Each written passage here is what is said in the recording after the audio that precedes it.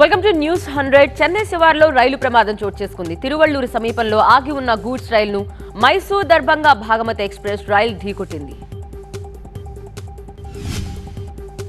ఈ ఘటనలో 12 బోగీలు పట్టాలు తప్పాయి. 2 బోగీల నుంచి మంటలు చెలరేగా 20 ప్రయాణికులు గాయపడ్డారు. వీరిని సమీపంలోని ఆసుపత్రికి చేర్పించి చికిత్స అందించారు.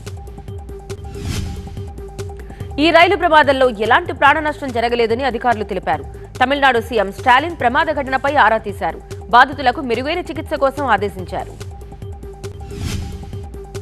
దసరా పండుగ నేపథ్యంలో నగరవాసులు సొంతూరి బాట పట్టారు.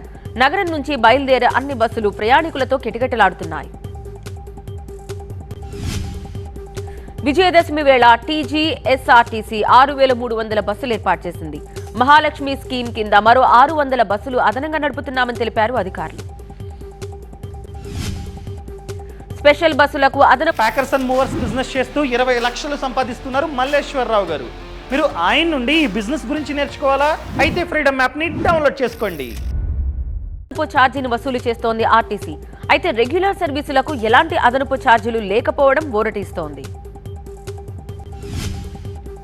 దసరా పండుగ సందర్భంగా ఇరు తెలుగు రాష్ట్రాల మధ్య ఒక్కసారిగా ప్రయాణాలు పెరిగిపోయాయి.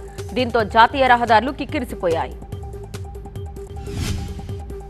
హైదరాబాద్ విజయవాడ మధ్య ఉన్న రహదారిపై టోల్ ప్లాజాల దగ్గర విపరీతమైన రద్దీ ఏర్పడింది.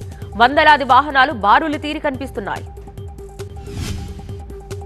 ముఖ్యమంత్రి హోదాలో సీఎం రేవంత్ రెడ్డి తొలిసారి తన స్వగ్రామం కొండారెడ్డిపల్లికి రానున్నారు. రేపు దసరా పండుగను ఆయన తన గ్రామంలో జరగబోతున్నారు.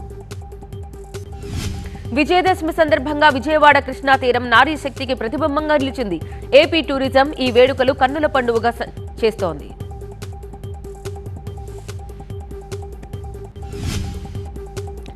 ఏపీ సీఎం చంద్రబాబు సతీమణి నారా భువనేశ్వరి, మంత్రులు అనిత, సవిత సహా పలువురు మహిళా అధికారులు, వివిధ రంగాల నుంచి మహిళా ప్రముఖులు హాజరయ్యారు.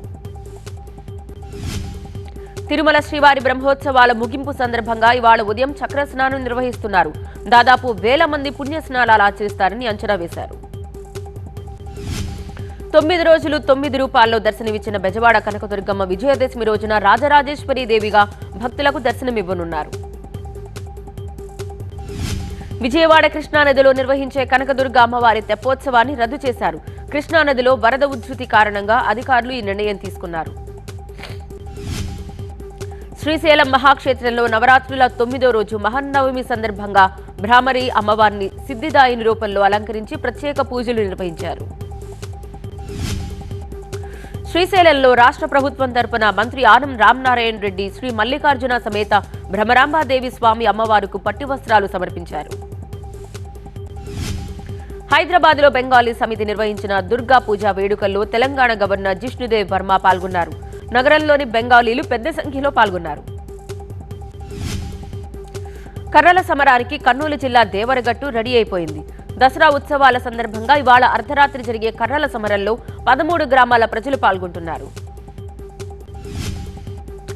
నాగర్ కర్నూలు జిల్లా అచ్చంపేటలో నల్లమల్ల మహాబతుకమ్మ వేడుకలు ఘనంగా జరిగాయి. స్థానిక ఎమ్మెల్యే వంశీకృష్ణ ఆధ్వర్యంలో ఈ సమరాలు నిర్వహించారు. ఏపీకి మరోసారి తుఫాన్ హెచ్చరికలు జారీ చేశారు అధికారులు. దక్షిణ బంగాళాఖాతంలో శనివారం ఉపరితల ఆవర్తనం ఏర్పడే అవకాశం ఉందని చెబుతున్నారు. ఈ ప్రభావంతో ఏపీలోని దక్షిణ కోస్తా, రాయలసీమ జిల్లాలో ఈ నెల 14 నుంచి 16 వరకు భారీ వర్షాలు కురుస్తాయని వాతావరణ శాఖ చెబుతోంది.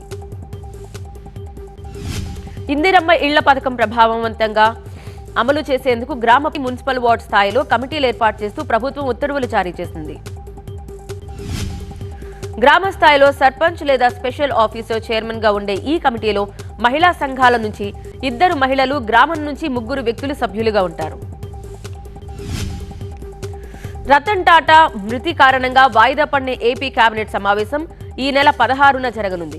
ఉచిత గ్యాస్ పై ఈ సమావేశంలో నిర్ణయం తీసుకోనున్నారు.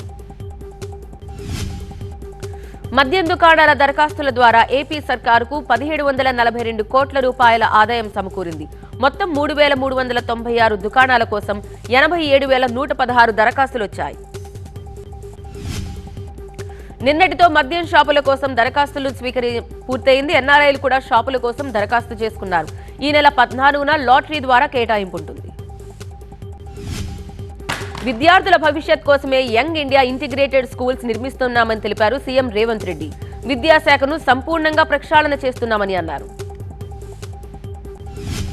గత ప్రభుత్వం విద్యార్థుల్ని చిన్నచూపు చూసిందని విమర్శించారు రేవంత్. ఉద్యోగాలు ఇవ్వలేదు, కానీ బర్రెలు గొర్రెలు ఇవ్వాలని చూశారని మండిపడ్డారు. ప్రతి విద్యార్థికి నాణ్యమైన విద్య అందించడమే ప్రభుత్వ లక్ష్యమని తెలిపారు రేవంత్.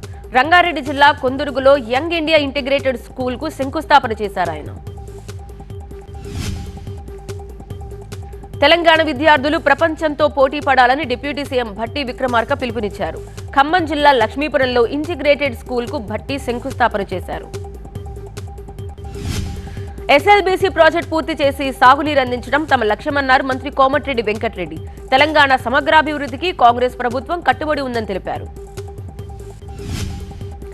కుల మత వర్గాంతరం లేని విద్యా సౌధాలను ఇంటిగ్రేటెడ్ పాఠశాలలు నిర్మిస్తున్నాయని మంత్రి పొన్నం అన్నారు. వచ్చే విద్యా సంవత్సరంలో ఈ పాఠశాలలు ప్రారంభం కానున్నాయి. గత ప్రభుత్వం విద్యాశాఖను పట్టించుకోలేదని రెవెన్యూ మంత్రి పొంగులేటి శ్రీనివాసరెడ్డి విమర్శించారు. ఖమ్మం జిల్లా పొన్నెకల్లో ఇంటిగ్రేటెడ్ స్కూల్ కి శంకుస్థాపన చేశారు. ఖమ్మం జిల్లా రఘునాథపాలెం మండలానికి నీళ్లందించేందుకు నెలన్నరలో ఎత్తిపోతల పథకం పనులు ప్రారంభిస్తామని వ్యవసాయ శాఖ మంత్రి తుమ్మల నాగేశ్వరరావు అన్నారు. ఎంఐఎంతో కాంగ్రెస్ కు ఎలాంటి పొత్తు లేదని, స్నేహపూర్వక ఒప్పందం మాత్రమే ఉందన్నారు టీపీసీసీ అధ్యక్షుడు మహేష్ కుమార్. త్వరలో కాంగ్రెస్ లో మరిన్ని చేరికలుంటాయని తెలిపారు. కాంగ్రెస్ సర్కార్ నిర్బంధం పెట్టి బతుకమ్మ పండుగ కళతప్పేలా చేసిందన్నారు మాజీ మంత్రి జగదీష్ రెడ్డి. పండగ ఏర్పాట్లలో ప్రభుత్వం పూర్తిగా విఫలమైందన్నారు. తెలంగాణలో సమగ్ర కులగణనపై జియో జారీ చేశారు. ఈ ఇంటింటి సర్వేకు ప్రణాళిక విభాగం నోడల్ శాఖగా వ్యవహరించనుంది. 60 రోజుల్లో సర్వే పూర్తి చేయాలని ఆదేశించారు సీఎస్. ఎస్సీ వర్గీకరణపై అధ్యయనానికి 1 మ్యాన్ కమిటీని తెలంగాణ సర్కార్ ఖరారు చేసింది. హైకోర్టు రిటైర్డ్ న్యాయమూర్తి జస్టిస్ షమీం అఖ్తర్ ను కమిటీ చైర్మన్ గా నియమించింది. చిత్తూరు జిల్లా ఆరిమాకులపల్లి ప్రాథమిక ఆరోగ్య కేంద్రాన్ని ఆకస్మికంగా తనిఖీ చేశారు ఎంపీ దగ్గుమళ్ల ప్రసాదరావు. 7 సిబ్బంది గైర్హాజరుతో ఆగ్రహం వ్యక్తం చేశారు ఎంపీ.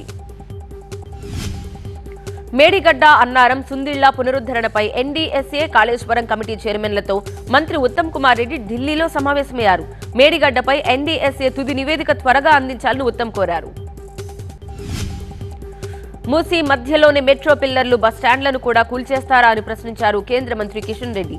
పేదల ఇళ్లను కూల్చకుండా రిటర్నింగ్ వాల్ నిర్మించొచ్చని సూచించారు. మూసీ ప్రక్షాళనకు కిషన్ రెడ్డి, కేటీఆర్ అడ్డుపడుతున్నారని ఆరోపించారు మంత్రి కోమటిరెడ్డి వెంకటరెడ్డి. మూసీ ప్రక్షాళనతో 1,50,000 ఎకరాలకు నీరివ్వొచ్చన్నారు. ఏపీలో రెడ్ బుక్ యాక్షన్ మొదలైందని మంత్రి లోకేష్ అన్నారు. వైసీపీ హయాంలో తరిమేసిన పరిశ్రమలన్నీ తిరిగి రాష్ట్రానికి తీసుకొచ్చేందుకు కృషి చేస్తున్నామన్నారు.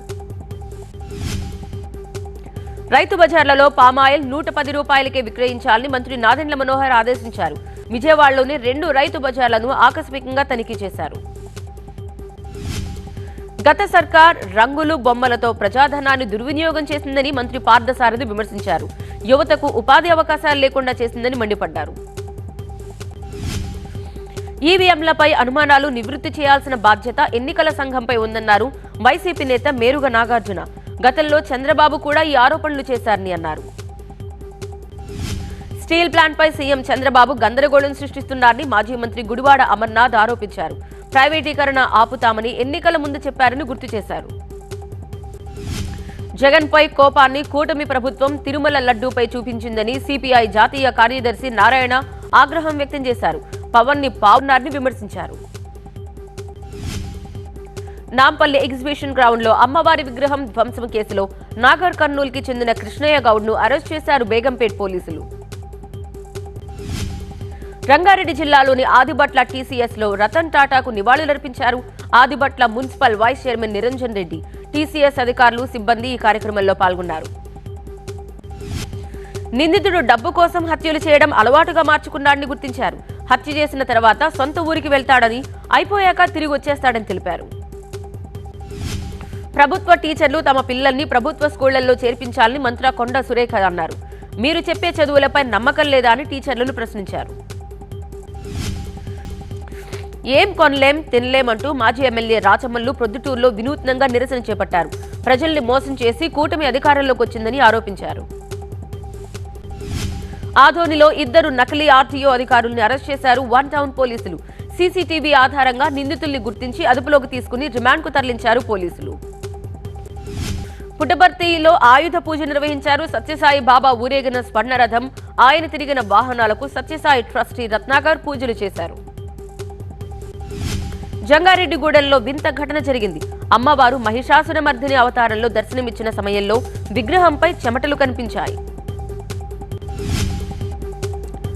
దసరా సందర్భంగా ఒంగోలులో కళారూపాల ఊరేగింపు ఘనంగా జరిగింది.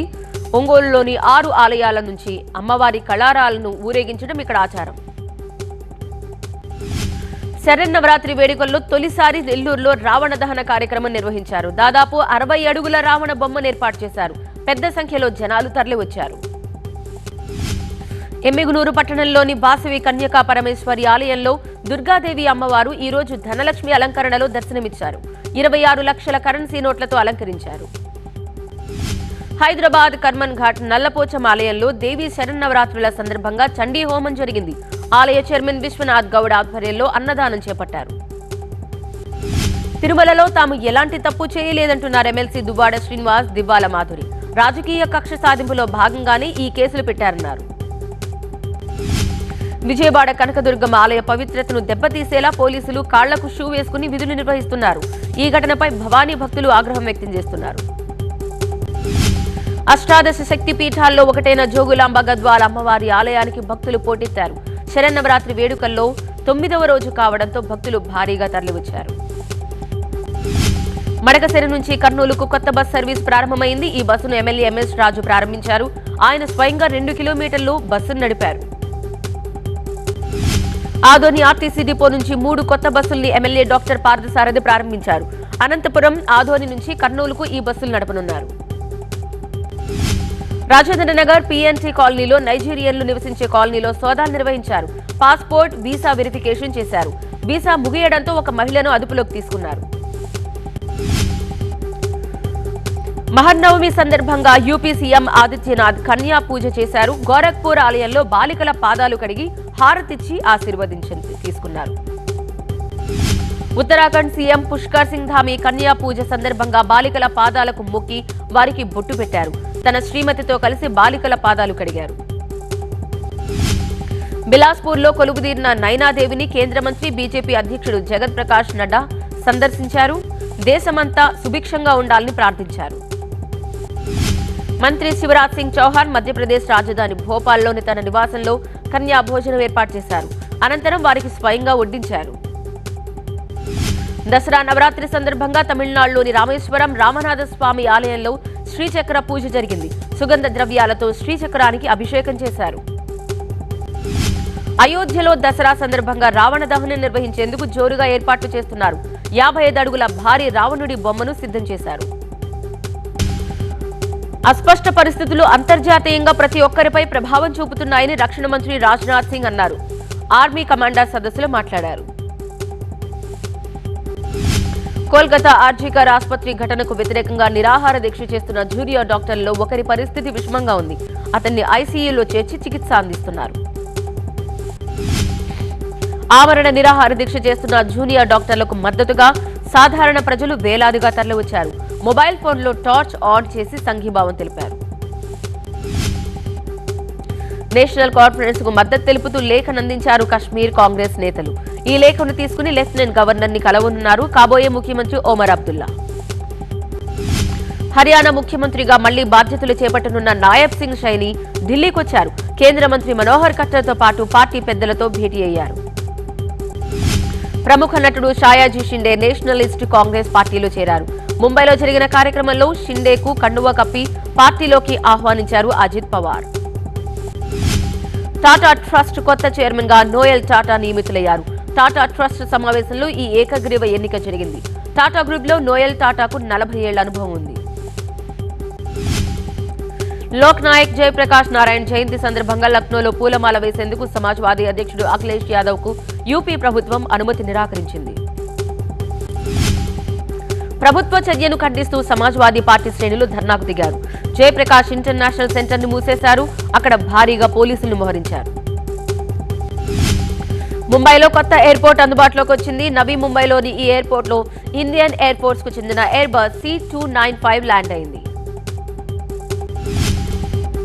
బంగ్లాదేశ్ లో హిందువులపై హింస నేపథ్యంలో మ్యాచ్ ను అడ్డుకుంటామని బీఎచ్పీ ప్రకటించింది. దీంతో పోలీసులు భారీగా బందోబస్తు ఏర్పాటు చేశారు.